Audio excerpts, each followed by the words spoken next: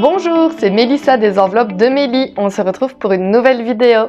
Alors aujourd'hui, on va faire le bilan de la première semaine du mois de mars. Voilà, aujourd'hui nous sommes le 8, voilà, la semaine est un petit peu dépassée. Et on va voir tout de suite ce qui s'est passé au niveau de mes classeurs. Vous voyez donc que généralement j'ai deux classeurs et qu'il y en a un petit nouveau qui a fait son apparition. Je vais vous montrer tout ça. Vous aviez vu que ce classeur-ci commençait à être bien rempli, donc j'ai fait un petit peu de place et j'ai divisé. Enfin, vous allez voir tout ça juste après. Je vais commencer avec mon budget du quotidien, voir un petit peu ce qui s'est passé pour le moment et après nous verrons les autres classeurs. Alors, pour commencer dans l'enveloppe courses, voilà, je suis allée faire les grosses courses du mois hier. J'ai dépensé les chèques repas de mon compagnon plus 80 € de mon enveloppe course, ce qui fait qu'il me reste 90 € pour la fin du mois, en sachant que j'ai déjà fait donc les toutes grosses courses, que je n'ai a priori plus grand chose à acheter, si ce n'est de temps en temps un pain ou un paquet de charcuterie, et je pense qu'avec 90 €, il y a de quoi faire jusqu'à la fin du mois. L'essence n'a pas encore bougé, mais elle va bientôt se vider, on va bientôt payer, il y a toujours les 200 €. Pour la santé, les 80 € sont toujours là pour le moment. Le shopping, il y a juste 10 € qui sont partis. On a juste racheté une nouvelle paire de chaussures Alexis. J'ai pris 10 € ici dans l'enveloppe shopping et vous verrez que j'ai pris également de l'argent dans son enveloppe personnelle. Donc voilà, il reste 20 € pour le moment dans l'enveloppe shopping. Pour les restos et les fast-food, il me reste toujours les 30 €. On n'a pas encore été mangé en extérieur. Mon compagnon n'a pas encore pris ses sous sur lui, donc ils sont toujours là. Moi, 30, je n'ai pas marqué de dépenses parce qu'en fait, j'ai simplement pris 20 € dans mon portefeuille qui n'ont pas encore été dépensés. Donc au final, j'ai toujours mes 30 €, mais il n'y en a plus que 10 ici dans l'enveloppe. Lexi, comme je vous l'ai dit, j'ai pris donc 10 € dans son enveloppe également pour sa petite paire de chaussures. Il lui reste donc 50 € pour le moment. Et dans l'enveloppe d'hiver, il reste toujours les 30 €. Donc je suis assez satisfaite du bilan de la première semaine de ce mois de mars. Quelques dépenses, mais bon, c'est assez nécessaire, hein. La nourriture, malheureusement, on ne peut pas s'en passer. Et voilà, mais en gros, je n'ai pas fait de dépenses, donc ça c'est plutôt pas mal. Dites-moi de votre côté si vous avez déjà fait pas mal de dépenses ou si, comme moi, vous avez su rester raisonnable et garder assez de sous. Alors, mon classeur donc des épargnes qui a donc été divisé, je vais vous montrer ça tout de suite. Donc ici, mon enveloppe mazout, il n'y avait rien. Le bois de chauffage non plus. Alors, le fonds de secours était à 180 € et l'est toujours. Je n'ai rien dépensé. Je suis super contente. Pour la voiture, il y a toujours les 150 € également. L'enveloppe des fêtes, il y avait 440 €. J'ai juste dépensé 50 € en allant faire mes courses pour déjà acheter quelques petites cocognes pour les Pâques, pour mes nièces, mes neveux, ma fille, ma filleule. Voilà, j'ai été acheter quelques petites gougouilles et donc il me reste 390 € dans l'enveloppe. Pour les anniversaires, les 100 € sont toujours présents. Pour les sorties, on n'y a pas touché non plus, les 30 € sont toujours là. Vous voyez que je suis très sage. Pour la maison, l'épargne des 100 € est toujours intacte également. L'enveloppe de mes petits chats, il y a toujours les 120 € aussi.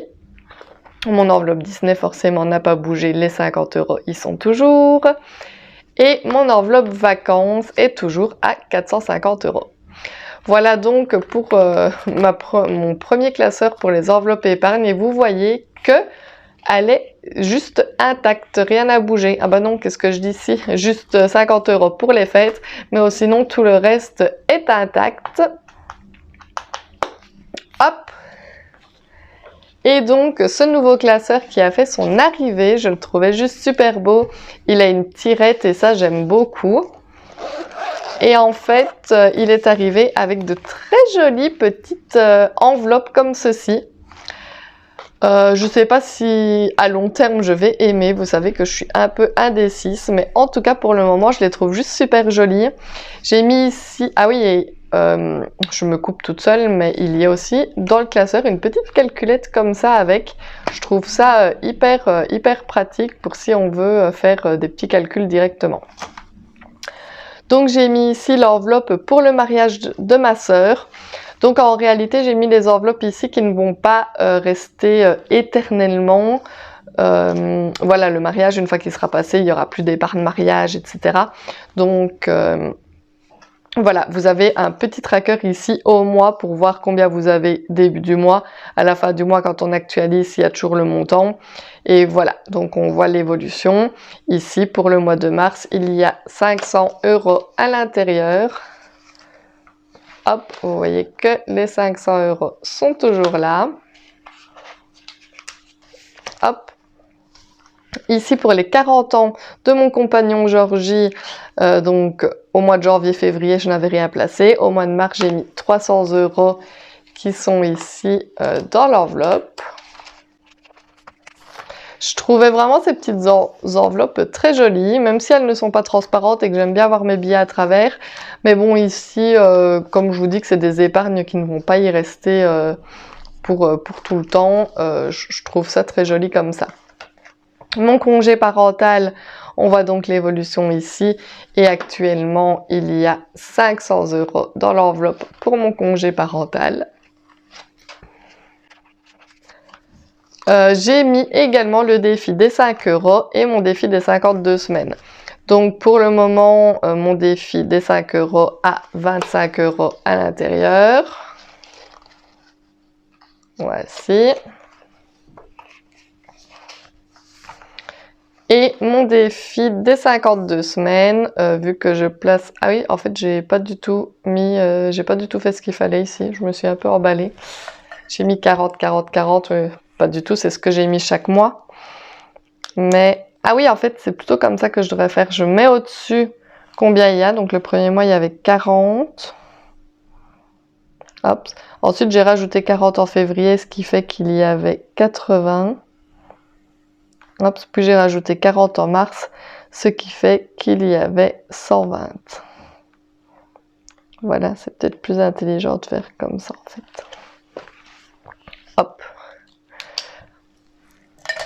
Donc, dans cette enveloppe-ci, il y a normalement bien mes 120 € que j'ai mis de côté déjà grâce à mon défi des 52 semaines.